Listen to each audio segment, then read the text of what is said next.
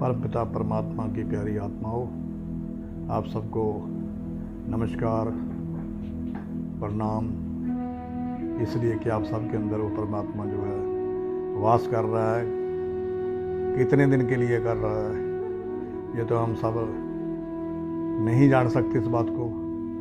इसको जानने के लिए वेदों ग्रंथों में बहुत कुछ लिखा हुआ है।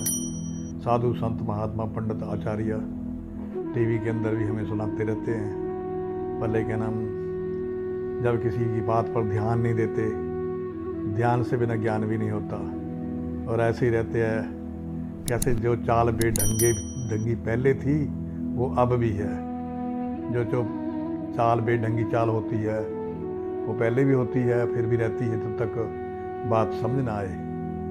जो रास्ता पूछकर रास्ते पर ना चले, अगर रास्ता को बता रहा है उसके हिसाब से रास्ता ना पड़े, इंसान जाए ना, उस मंजिल को नहीं पा सकता। इस करके हम यहाँ संसार के अंदर मुसाफिर है। जैसे मुसाफिर किसी गाड़ी में बैठ के जाता है, अपने ध्येय होता है उसका कि मैंने हरिद्वार जाना है, या मैंने जो है हजूर साहब जाना है, या मैंने पठानकोट जाना है, या मैंने प्रयागराज जाना है। कहीं भी जाना उसका एक ध्येय होता है। इसी तरह महापुरुषों ने ये इसको ध्येय दिया हुआ है गुरबाणी के अंदर कि भाई परापत मानुख देवरिया, गोविंद मिलन की यह तेरी बरिया। कि प्यारी आत्मा, हे इंसान, हे जीव, तेरा मानुष का देह ही तेरे को मिल गई है। बड़े भागों से मानुष तन पाया, बड़े भागों से तेने ये मानुष का शरीर मिला है। सुर दुर्लभ सदग्रंथन गावा। सुर कहते देवताओं को भी बड़ी मुश्किल से ये देही प्राप्त होती है। एक जगह और भी लिखा कबीर जी ने, गुर सेवा ते भगत कमाई, तब ये मानस देही पाई। इस देही को सिमरे देव, सा दही पज हर की सेव। कि इसी देही से हमने हरि का भजन करना है। ये एक किस्म की हमारी कुटिया, हमारे रहने की, जैसे कि हम कुटिया बनाते हैं ना, संत महात्मा हम घर कहते हैं उसको, या कोठी कहते हैं, या मकान कहते हैं। वो एक कुटिया का उसका नाम रख देते हैं, उसका नाम उन्होंने कुटिया रखा हुआ। इसी तरह शरीर रूपी कुटिया के अंदर भगवान श्री कृष्ण, भगवान श्री राम, सारे देवी देवता, उनका ध्यान करने से इस शरीर के अंदर वो मिल सकते हैं। उनका दर्शन जो है, उनका भाव हमारे अंदर जाग सकता है। ये नहीं है कैसे। बात ये है कि इंसान करता है करत अभ्यास के, जड़मती होत सुजान, रसरी आवत जावत सिल पर परत निशान। क्या अभ्यास का मजबूर है। एक ही शब्द को कितनी दफ़ा जपना है। क्योंकि किसी ने किसी संत को कहा, किसी इंसान को, कि जिस बात को बार बार कहा जाए वो सच हो जाती है। तभी कहते हैं ना, कहते हमेशा ही सच बोलना चाहिए और सच का साथ पकड़ना चाहिए। और कई बार किसी की कही हुई बात जो सच हो जाती है, ऐसा समय होता है। तो एक आदमी, बहुत गरीब आदमी था, उसने सोचा ये बात तो बड़ी आसान है अमीर बनने के लिए। तो झुग्गी थी उसकी कुटिया, उस झुग्गी के अंदर बैठकर वो कहने लगा, आंखें बंद करके ध्यान करके कहने लगा, हे परमात्मा, मेरा झुग्गी का महल बना दे, झुग्गी का महल बना दे, झुग्गी का महल बना दे, झुग्गी का महल बना दे। किसी जो है वो लगन में लगा रहा। तो लगन में उसमें सच्चाई थी या ना थी, पर लगा रहा। किसी ने कहा, वो करने लग गया। जब वो समय आया करने का, टाइम आया, तो वो फिर वो झुग्गी, उन्होंने सोचा कि ये झुग्गी का महल तो बना नहीं है भगवान, ये महल की बजाय इसको आग ही लग जाए। तो वो महल तो नहीं बना, पर आग जरूर लग गई।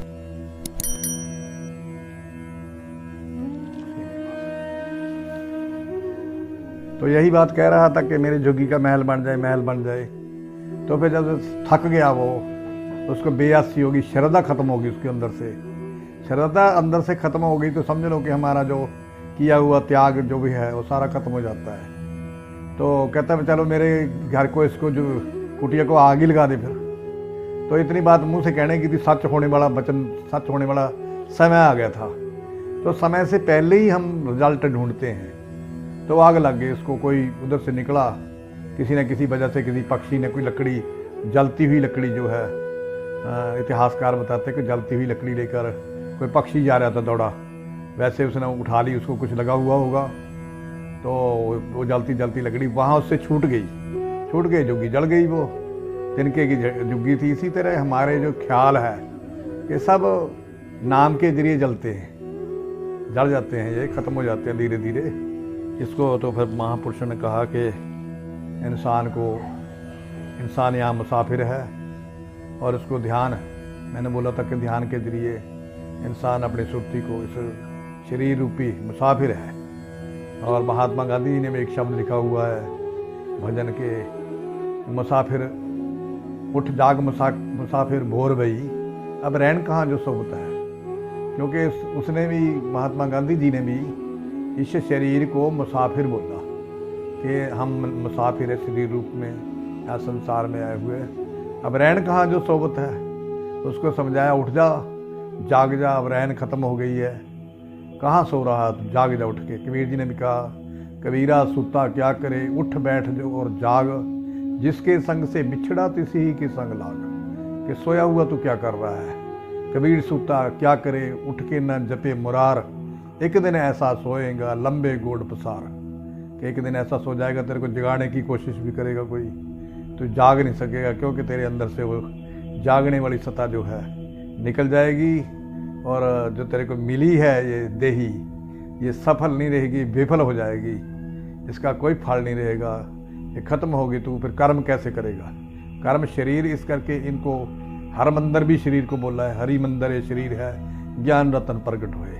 ये शरीर रूपी 5 फुट के शरीर के अंदर ज्ञान प्रकट होता है, ज्ञान रूपी प्रकाश प्रकट होता है, और इसको पार लगाने के लिए काफ़ी है जो।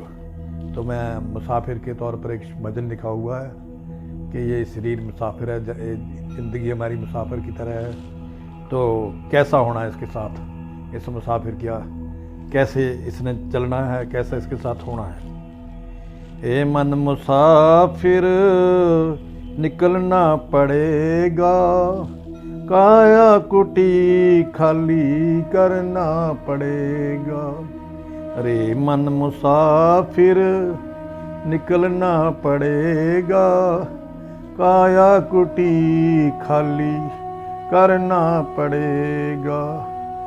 भाड़े के क्वार्टर को क्या तू संभाले, एक दिन तुझे घर का मालिक निकाले, इसका किराया तुझे भरना पड़ेगा, काया कुटी खाली करना पड़ेगा।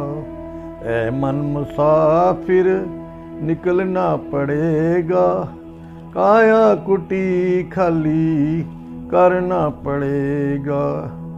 आएगा नोटिस तो जमानत ना होगी, पल्ले में तेरे अमानत ना होगी, हो करके कैद तुझे चलना पड़ेगा, काया कुटी खाली करना पड़ेगा।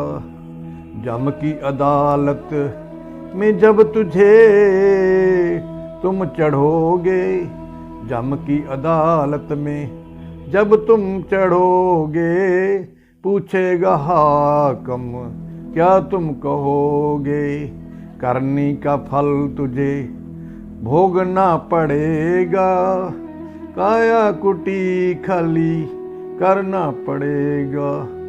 गुरु की न माने यमराज मनाएगा, तेरे कर्म डंडे से तुझको भोगाएगा, पापों की अग्नि में तुझे जलना पड़ेगा। रे मन मुसाफिर निकलना पड़ेगा, कि हे सतगुरु तू फिर मत रोना, 1,84 में खाएगा गोता, कि हे सतगुरु तू फिरेगा रोता, 1,84 में खाएगा गोता। फिर जन्मना और मरना पड़ेगा, फिर जमना और मरना पड़ेगा, काया कुटी खाली करना पड़ेगा। रे मन मुसाफिर निकलना पड़ेगा, काया कुटी खाली करना पड़ेगा। तो ये मैंने शब्द गाया, इसका भावार्थ मैंने पहले समझा दिया है। तो प्यारी आत्माओं, अपने पूर्व चलने से पहले हमें बाट की पहचान करनी चाहिए। हमें रास्ते का ज्ञान लेकर इस जीवन में जो मिला हुआ हमें जीवन इस संसार में, इसका हमें किसी न किसी साधु से ज्ञान लेकर इसके मुताबिक चलना चाहिए।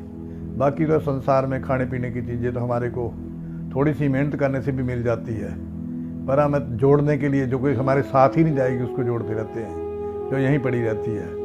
और जिनको हम रखते हैं वो शायद हमारी कितनी की इज्जत करते हैं वो भी हम जानते हैं। तो प्यारे भारतवासियों, आप सबको मेरा प्यार भरा नमस्कार।